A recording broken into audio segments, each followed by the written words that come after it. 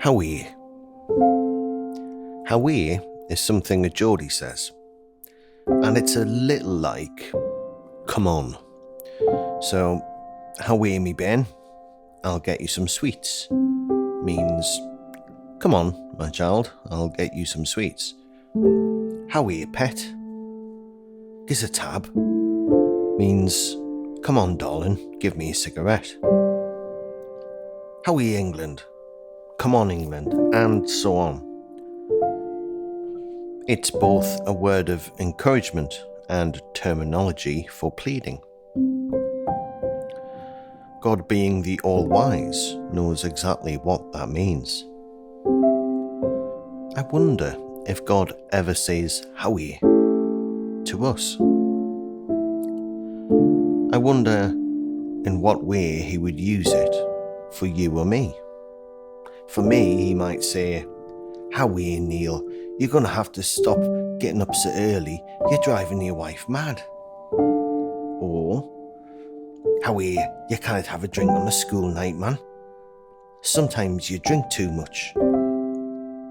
Both statements are pleading and encouraging without being patronising. Now, I'm certain God doesn't only speak Geordie. In fact, he knows all languages. Why would God say Howay for you? Have a think about that for a moment.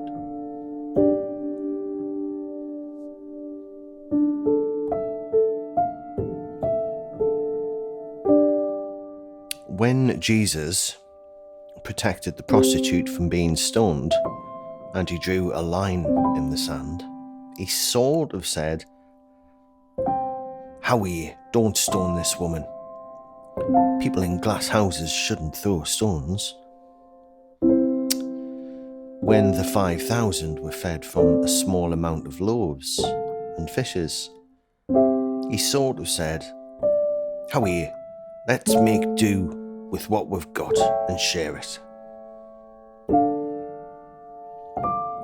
Languages and people can often be misinterpreted, but God never misunderstands anyone. He can call anyone out and do so with real authority. Today's reading is from Mark, chapter 6, verses 30 to 44. The apostles returned to Jesus and told him all they had done and taught. And he said to them, Come away by yourselves to a desolate place and rest a while. For many were coming and going, and they had no leisure even to eat. And they went away in the boat to a desolate place by themselves. Now many saw them going and recognized them. And they ran there on foot from all the towns and got there ahead of them. When he went ashore, he saw a great crowd, and he had compassion on them, because they were like sheep without a shepherd. And he began to teach them many things. And when it grew late, his disciples came to him and said, This is a desolate place, and the hour is now late. Send them away to go into the surrounding countryside and villages and buy themselves something to eat. But he answered them, You give them something to eat.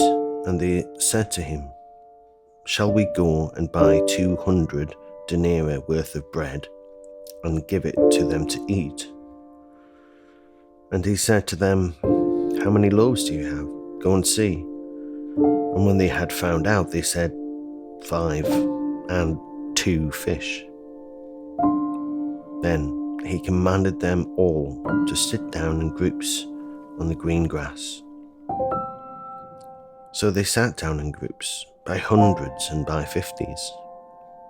And taking the 5 loaves and the 2 fish, he looked up to heaven and said a blessing, and broke the loaves and gave them to the disciples to set before the people.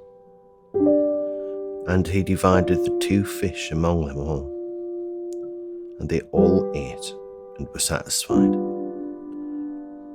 And they took up 12 baskets full of broken pieces and of the fish. And those who ate the loaves were 5,000 men. This is the word of the Lord. Thanks be to God. Dear Father, thank you for every time you've said Howay, for your word of encouragement and guidance. Thank you for saying Haway and giving us a share in your eternal kingdom. In the name of the Father, and the Son, and the Holy Spirit, now and forever. Amen.